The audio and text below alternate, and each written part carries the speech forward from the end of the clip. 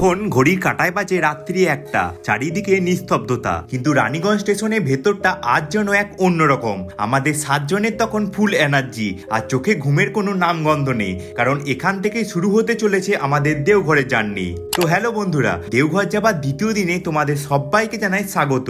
আগের ভিডিওতে তো দেখলেই আমি কিভাবে রানীগঞ্জ পৌঁছালাম। এবার সেখান থেকেই আজকের গল্প শুরু হচ্ছে।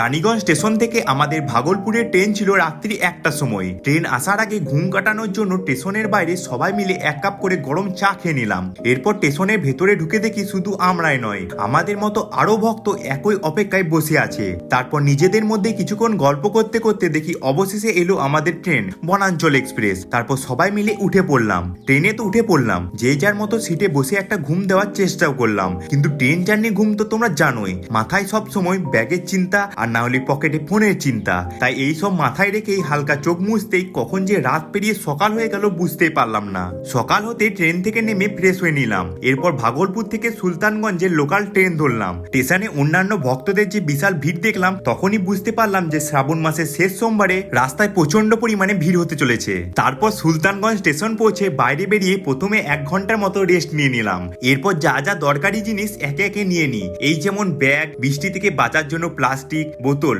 যেহেতু সামনে অনেকটা পথ হাঁটতে হবে, তাই সবাই মিলে একটু ভারী খাবারও খেয়ে নিলাম। তারপর আমরা সোজা চলে এলাম সুলতানগঞ্জ গঙ্গার ঘাটে। গঙ্গার পবিত্র জলে ডুব দিয়ে এক মনে বাবার নাম নিয়ে ঘটিতে জল তুলে নিলাম। তারপর বোলবোমে ধ্বনি দিয়ে অবশেষে শুরু হলো আমাদের গন্তব্যের দিকে হাঁটা। এখান থেকেই শুরু হলো 120 কিলোমিটারের আসল যাত্রা।